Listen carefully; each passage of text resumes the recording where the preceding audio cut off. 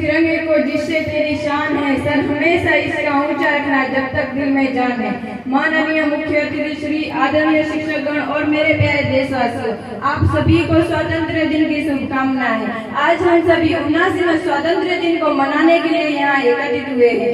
आज के इस भव्य अवसर पर मैं आपके सामने कुछ विचार साझा करना चाहती हूँ जो हमें अपने देश के लिए प्रेरित कर सकते हैं और अपने कर्तव्यों की ओर अग्रसर कर सकते हैं। ये स्वतंत्र दिन, ये दिन हमारी स्वतंत्रता, हमारी मातृभूमि के लिए हमारे संघर्षों और बलिदानों का प्रतीक है। आज का दिन हमें ये याद दिलाता है कि अगर हम इस देश के नागरिक हैं तो हमारे भी कुछ कर्तव्य हैं अपने परिवार के लिए, अपने गांव के लिए और अपने देश के लिए, जो हमें कभी नहीं भूलने चाहिए। ये 15वीं अगस्त या इंडिपेंडेंस डे हर साल आता है, जिसे हम हर साल सेलिब्रेट करते हैं, लेकिन ये स्वतंत्रता, ये आजादी हमें यूं ही नहीं मिली। इसके लिए हमारे देश के बहुत से स्वतंत्र सेनानियों ने अपना बलिदान दिया है, जैसे कि महात्मा गांधी, सुभाष चंद्र बोस, राजगुरु रामप्रसाद बिस्मिल। उन कई नामों में से ये कुछ नाम है जिन्हें हम जानते हैं, लेकिन इनके अलावा भी ऐसे कई नाम है जिन्होंने हमारे देश के लिए बलिदान दिया है। आज हमें उन सभी से प्रेरणा लेकर ये सीखने की जरूरत है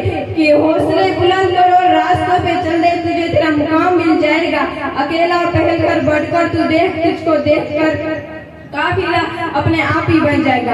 अब मैं आपको हमारे देश के तिरंगे के बारे में कुछ कहना चाहती हूँ कि कुछ नशा तिरंगे के मान का है, कुछ नशा मातृभूमि की शान का है। हम लहराएंगे हर जगह तिरंगा, नशा ये हिंदुस्तान के सम्मान का है।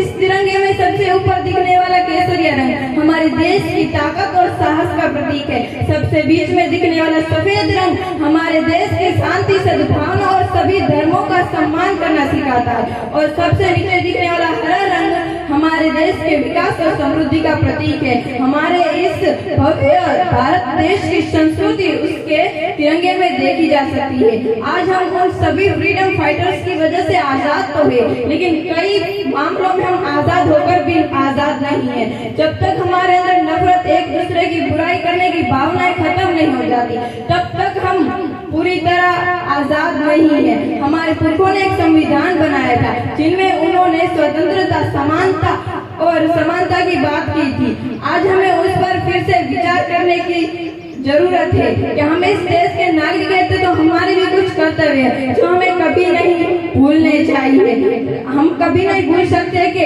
भगत सिंह, राजगुरु, जिन्होंने बहुत कम उम्र में हमारे देश के लिए बलिदान दिया था, रानी लक्ष्मीबाई, सरोजिनी नायडू, जिन्होंने अंग्रेजों के खिलाफ बगावत की थी। जब भी हम रानी लक्ष्मीबाई को याद करते हैं तभी यही निकलता है कि खूब लड़ी मर्दानी, वो तो झांसी वाली रानी थी, क्योंकि अपने पीठ पर अपने बच्चे को बांध कर मैदान उतरी थी। उन्होंने ये कभी नहीं सोचा कि वो एक माँ है इसलिए लड़ नहीं सकती, गलत के खिलाफ आवाज नहीं उठा सकती। हम सभी महिलाओं को उनसे ये सीखने की जरूरत है कि हम भी सबसे आगे हो सकते हैं। हमारा महिला होना हमारे सक्सेस, हमारे टारगेट के बीच में कभी नहीं आ सकता। वीर भगत सिंह कहते हैं कि बुराई इसलिए नहीं बढ़ रही क्योंकि बुरे लोग बढ़ रहे हैं, बल्कि बुराई इसलिए बढ़ रही है क्योंकि बुराई करने वाले, सहन करने वाले लोग बढ़ रहे हैं। इसीलिए हमें ना ही बुरा करना चाहिए, ना ही बुरा होता हुआ देखना चाहिए और ना ही बुरा सहन करना चाहिए। हमारे आज के जो देश की परिस्थिति है,